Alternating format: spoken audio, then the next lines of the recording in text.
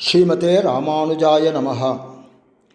கோதை பிறந்தவூர் கோவிந்தன் வாழுமூர், சோதி மணிமாடம் தோன்றுமூர், நீதியாய் நல்லபத்தர் வாழுமூர், நான் மறைகள் ஓதுமூர், வில்லிபுத்தூர் வேதக்கோனூர், பாதகங்கள் தீர்க்கும் பரமனடி காட்டும், வேதம் அனைத்துக்கும் வித்தாகும், கோதை தமிழ் ஐயைந்துமைந்தும் அறியாத மானிடரை வையம் சுமப்பதும் வம்பு.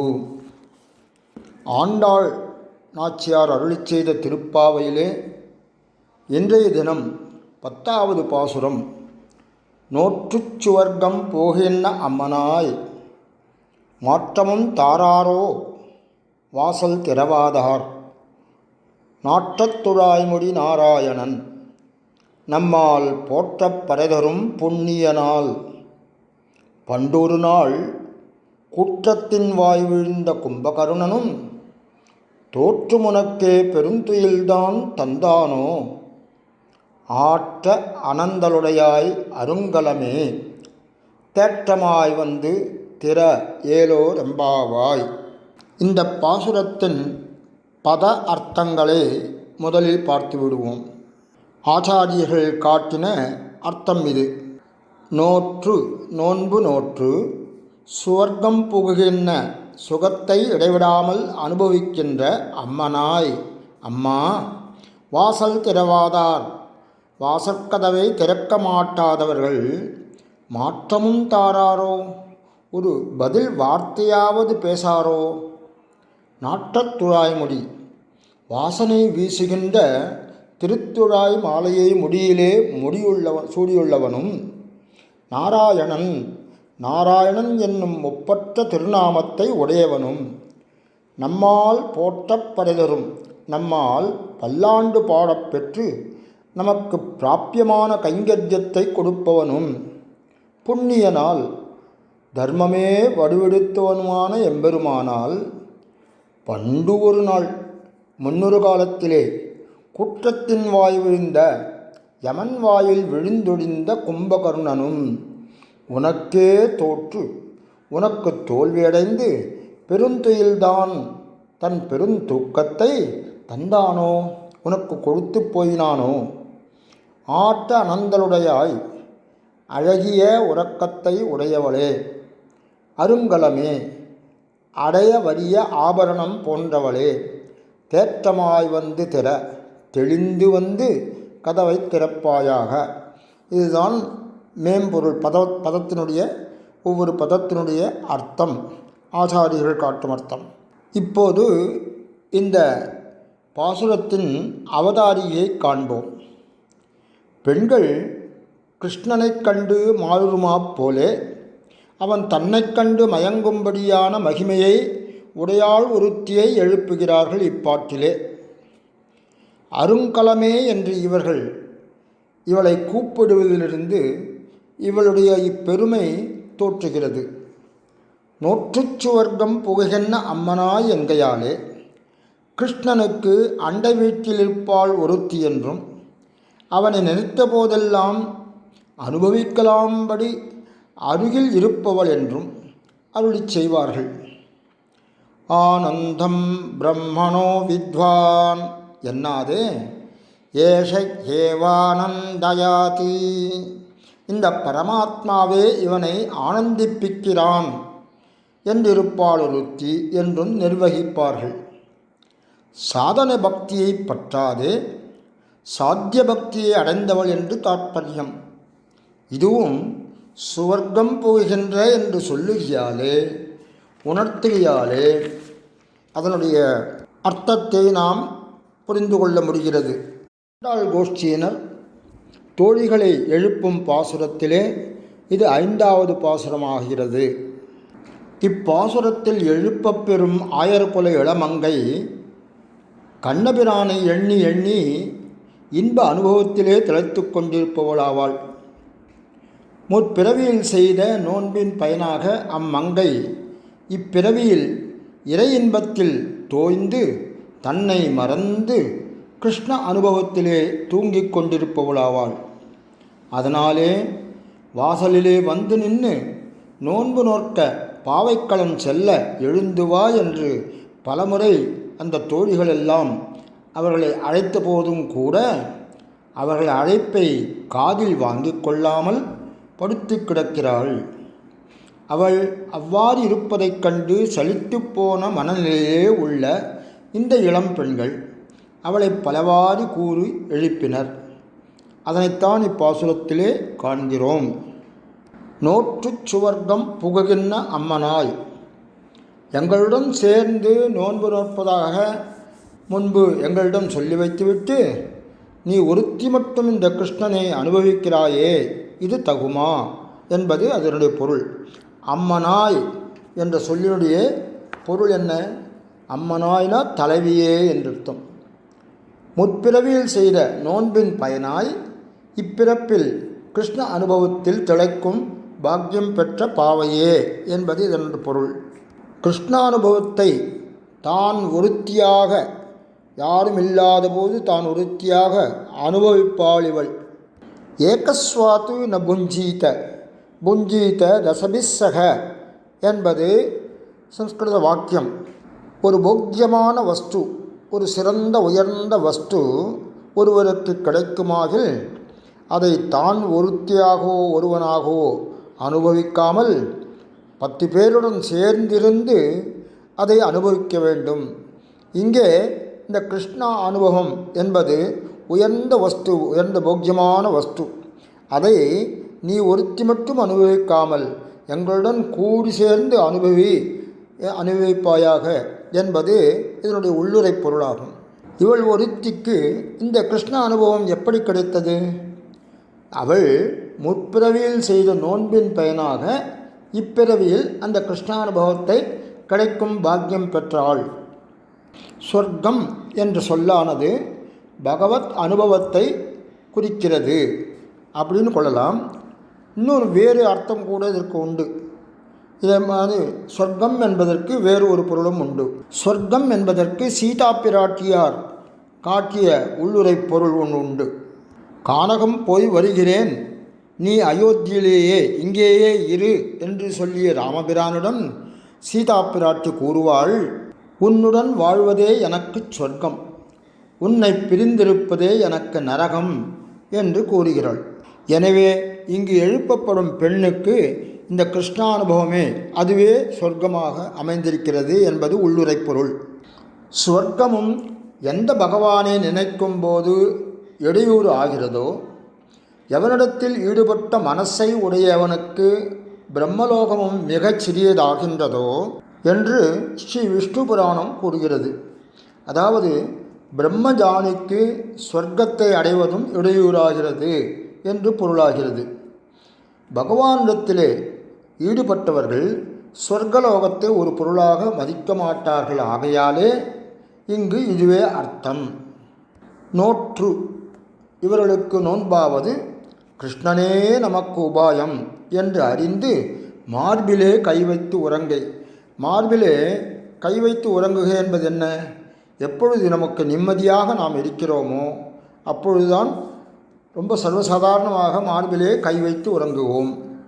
அதனாலே அந்த இடத்திலே ஒரு அமைதி பிறக்கிறது, ஆனந்தம் பிறக்கிறது, கிருஷ்ண அனுபவம் ஏற்படுகிறது.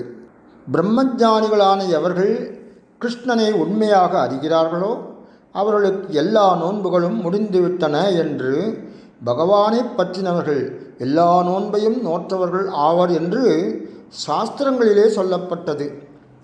செய்த வேள்வியர் என்று ஆழ்வாரும், செய்தவன் என்று கம்பரும் இவ் அர்த்தத்தை அனுசந்திக்கிறார்கள். அம்மனாய், எங்களுக்கு சுவாமியானவளே, நீ எங்களுக்கு தலைவியானபடி அழகாயிருக்கிறது என்கிறார்கள். இவர்கள் இப்படி கூப்பிடச் செய்தேயும் அவள் பேசாதே கிடக்கிறாள். சம்சவே மதுரம் வாக்கியம், கேட்பதற்கு இனிய சொல் என்றும் செவிக்கினிய செஞ்சொல் என்றும் சொல்லுகிறபடியே மிக இனிதாயிருக்கும் இவர்களுடைய சொல்லை கேட்டு கட்டுண்ட நாகம் போலே மயக்கி கிடக்கிறாள் இவள். ஏன் அவள் ஒன்றும் சொல்லாமல் இருக்கிறாள்? ஆனந்தம் மிகுதினாலே அவள் ஒன்றும் சொல்லவில்லை. வேறொரு கருத்தையும் அம்மனா என்ற சொல்லுக்கு காட்டுகிறார்கள் இந்த பூர்வர்கள். இங்கே இவர்களுக்கு அடிச்சியான நம்மை அம்மனா என்பது என்று வியந்து பேசாதே கிடந்ததாகவும் கொள்ளலாம் என்று காட்டுகிறார்கள். இவள் இப்படி பேசாமல் கிடப்பதைக் கண்டு மாற்றமும் தாராரோ வாசல் திறவாதார் என்கிறார்கள். இவள் வாசலை திறக்காவிட்டாலும் இவளுடைய பேச்சையாவது கேட்டு ஆனந்திப்போம் என்று ஆசைப்படுகிறார்கள். மதுரா மதுரா லாபா கிமாக மமபாமினி மத் விகீனாவராரோக அனுமன் கதயஸ்வமே. அனுமானே, இனியவளாகவும் இனிய பேச்சை உடையவளாகவும் என்னை விட்டு பிரிந்தவளாகவும் உத்தம ஸ்திரீயாகவும் எனக்கு பிரியையாகவும் உள்ள சீதை என்ன சொன்னாள்?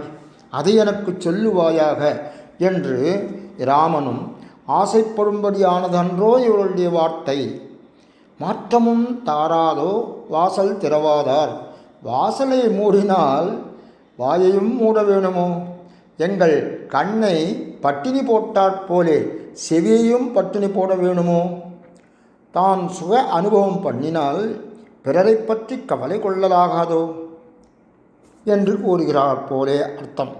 உன் உடம்பை கிருஷ்ணனுக்கு கொடுத்தால் எங்களுக்கு பேச்சாகிலும் தந்தல் ஆகாதோ? அவ்வாறாவது தந்திருக்கக்கூடாதோ?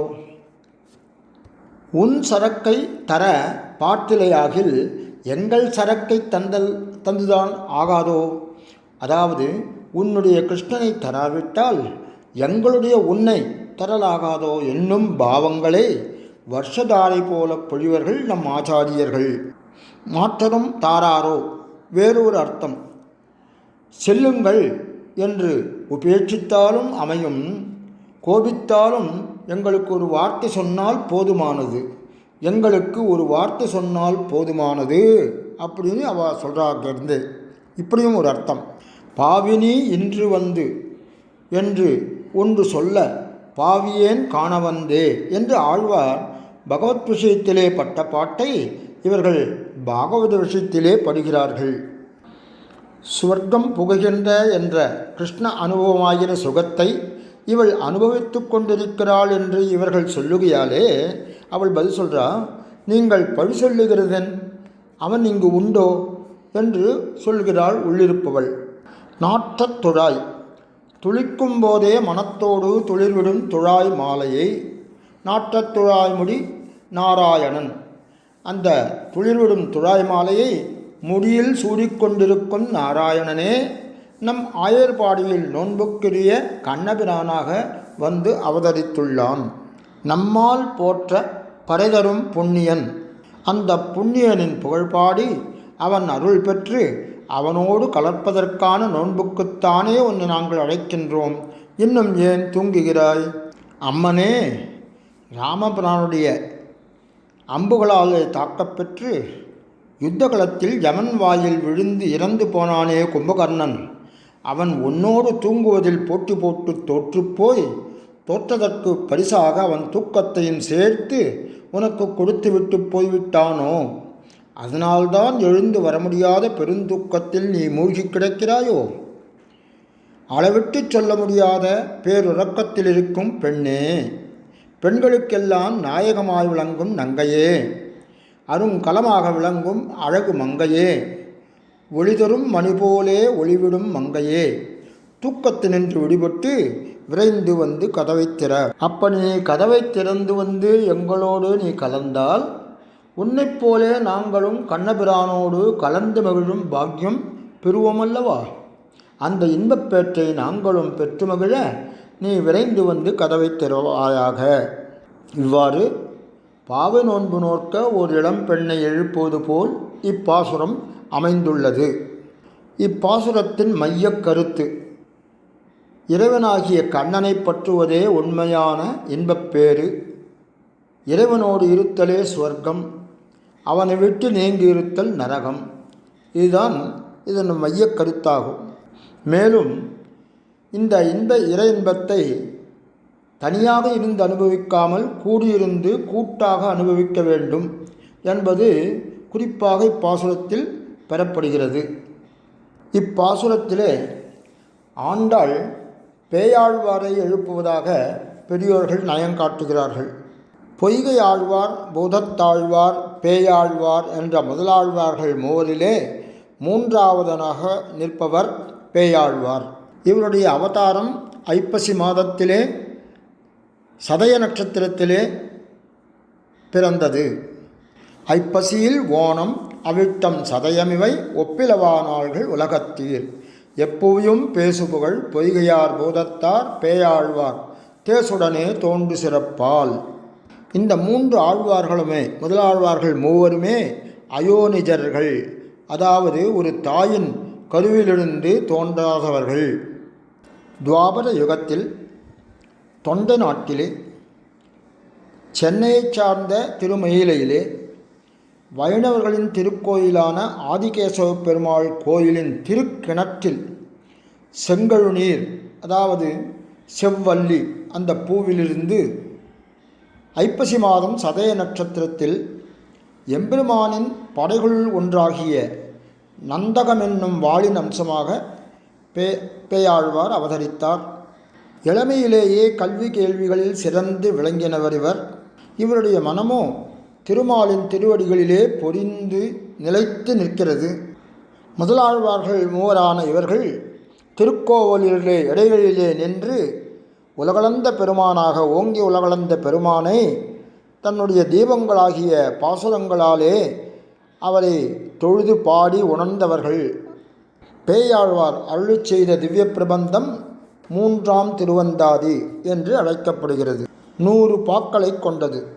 குருகை காவலப்பன் அருளிச் செய்த இவரை பற்றிய தனியன் சீராரும் மாடத் திருக்கோவலூர் அதனுள் காரார் கருமுகலை காணப்பெற்று ஓரா திருக்கண்டேன் என்று உரைத்த சீரான் கழலே உரைக்கண்டாய் நெஞ்சே உகந்து. மழை தூறல்களுடன் மாலை என்ற அந்திப்பொழுது இருளை சேர்த்து இடைவெளியிலே நின்ற இந்த மூவர்களுக்கு நடுவிலே புகுந்து ஒரு நெருக்கடியை தந்தான் ஒருவன். அந்த நெருக்கடியை தந்தவன் யார் என்று உணர முதலிலே பொய்கையாழ்வார் வையன் தகழியா வார் கடலே நெய்யாக வெய்ய கதிரோன் விளக்காக செய்ய சுடராழியானடிக்கே சூட்டியேன் சொல்மாலை இடராழி நீங்குகவே என்று ஒரு சுடரை ஏற்றி பார்க்க அப்பொழுது ஒன்றும் புரியாமல் அடுத்ததாக பூதத்தாழ்வார் அன்பே தகழியா ஆர்வமே நெய்யாக இன்புருகு சிந்தை இடுதிரியா நண்புருகு ஞானச் சுடர் விளக்கேற்றினேன் நாரணர்க்கு ஞானத்தமிழ் புரிந்த நான் என்று பாடியும் இவர்களுக்கு தெரியாமல் திடுதிப்பென்று திருக்கண்டேன் பொன்மேனி கண்டேன் திகழும் அருக்கண் அணிநிறமும் கண்டேன் செருக்கிளரும் பொன்னாழி கண்டேன் புரிசங்கம் கைக்கண்டேன் என்னாழி வண்ணன் பால் என்று ஆச்சரியமாக பேயாழ்வார் அந்த பகவானை பார்த்த நிலையை அழகாக 3ஆம் திருவந்தாதியிலே குறிப்பிடுகிறார். முதலில் அவர் பார்த்தது அவருக்கு அதிர்ஷ்டம் அளித்தது. இந்த முதல் இருவருக்கும் அவர்கள் சுடர் விளக்கு ஏற்றி பார்த்தும் தெரியாத அந்த திருமங்கையானவள் அழகாக பொலிவாக இவர் பார்க்கிறார். திருக்கண்டேன் பொன்மேனி கண்டேன் என்று தாயாரை பார்த்து முதலில் சேவிக்கிறாள். திகழும் அருக்கண் அணிநிறமும் கண்டேன் செருக்கிளரும் பொன்னாழி கண்டேன் புரிசங்கம் கைக்கண்டேன் என்னாழி வண்ணன் பால் என்று அந்த 3ஆம் திருவந்தாதி தொடங்குகிறது. இப்போது பேயாழ்வாருடைய வாழி திருநாமத்தை சேவிப்போம். திருக்கண்டேன் என்னும் 100 செப்பினான் வாழியே சிறந்த ஐப்பசியில் சதயம் செனித்த வள்ளல் வாழியே மறுக்கமழும் மயிலநகர் வாழ வந்தோன் வாழியே மலர்க்கரிய நெய்தல்தனில் வந்துதித்தான் வாழியே நெருக்கிடவே இடைகழியில் நின்ற செல்வன் வாழியே நேமிசங்கன் வடிவழகை நெஞ்சில் வைப்போன் வாழியே பெருக்கமுடன் திருமிழிசைப்பிரான் தொழுவோன் வாழியே பேயாழ்வார் தாளினை இப்பெருநிலத்தில் வாழியே என்று இந்த பேயாழ்வாரின் திருப்பாத கமலம் தொட்டு ஆண்டாளுடைய திருவடியை பற்றி இன்றைய பாசுரத்தை நிறைவு செய்வோம். ஆண்டாள் திருவடிகளே சரணம். ஆழ்வார் எம்பெருமானார் ஜீயர் திருவடிகளே சரணம். ஸ்ரீமதே ரம்யஜாமாத்ரு முனீந்திராய மகாத்மனே ஸ்ரீ ரங்கவாசினே பூயாத் நித்யஸ்ரீர் நித்யமங்கலம்.